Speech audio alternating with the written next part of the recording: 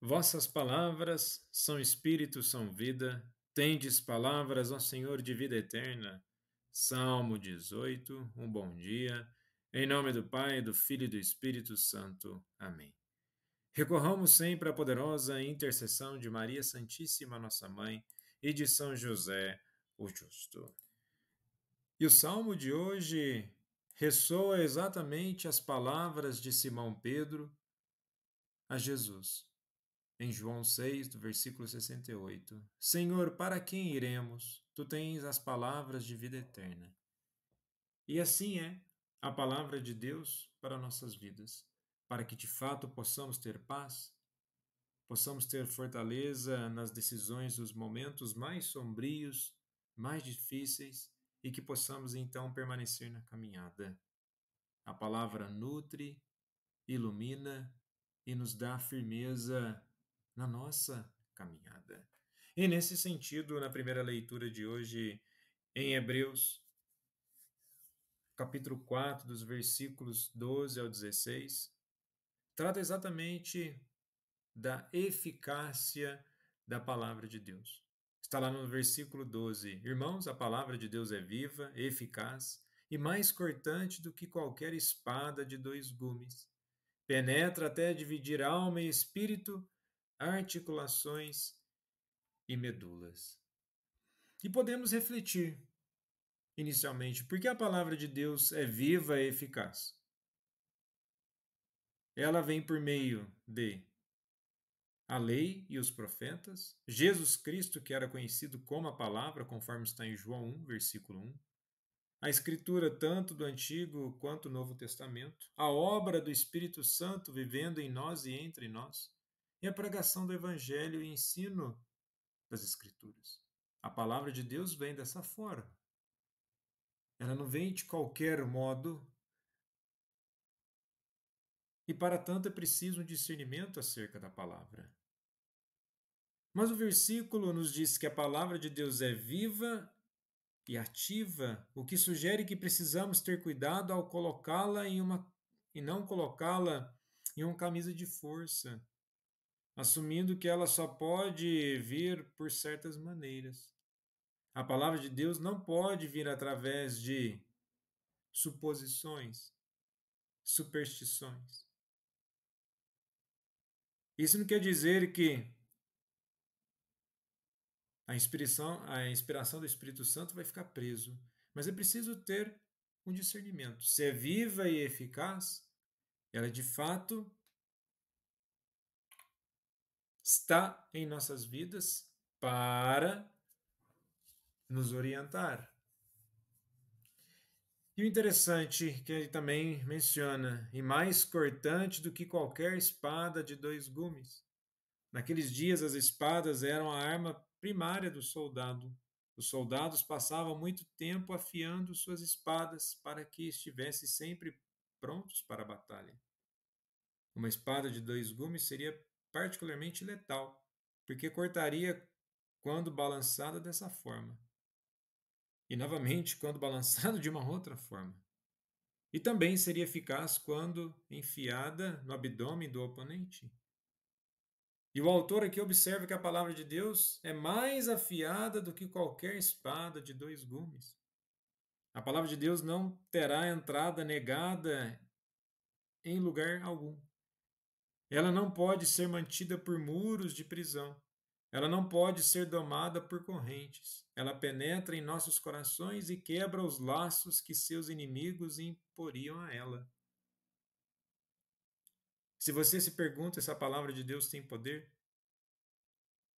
basta ver o quanto a reflexão da palavra pode nos trazer discernimento e o norte para nossas vidas. E o poder da palavra penetra até a divisão da alma, das juntas e medulas, e é capaz de discernir os pensamentos e intenções do coração. Assim como uma espada pode penetrar profundamente, assim também a palavra de Deus penetra no âmago do nosso ser. E temos aqui uma diferença das palavras gregas psique, alma, espírito, pneumatos.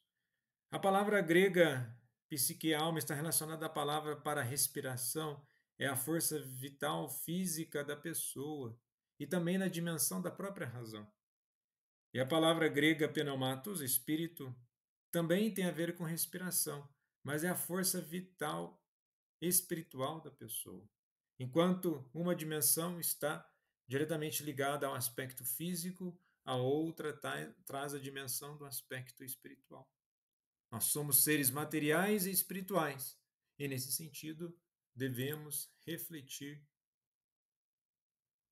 e buscar viver em concordância com a palavra. E na liturgia de hoje, no Evangelho, nós temos um chamado muito bonito em Marcos capítulo 2, dos versículos 13 ao 17, que é o chamado do apóstolo Mateus. Aqui no texto, no versículo 15, é mencionado que o nome dele é Levi. E o interessante é que quando Jesus passava, ele viu Levi, o filho de Alfeu, e o que é dito? Segue-me. E Levi se levantou e o seguiu. E é interessante que nessa dinâmica de seguir Jesus, é um ato quase tão notável quanto para Jesus chamá-lo.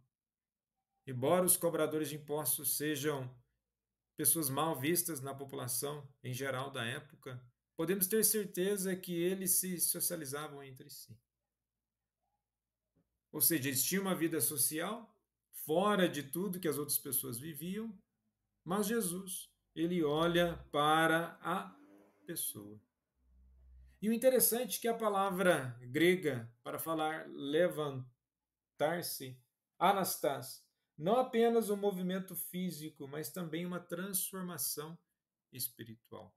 Ao levantar-se, é mais do que unicamente um movimento físico, um gesto externo, é um gesto interno. E na sequência do texto, o que nós temos? Após esse seguir Jesus,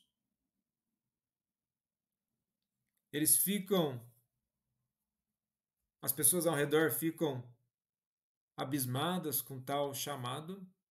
E o que Jesus coloca como reflexão? Porque ele come com os cobradores de impostos e pecadores. Tendo ouvido isso, Jesus respondeu: Não são as pessoas sadias que precisam de médico, mas as doentes. Eu não vim para chamar justos, mas sim pecadores. Eis o princípio da graça e da misericórdia de Deus que opera em nossas vidas.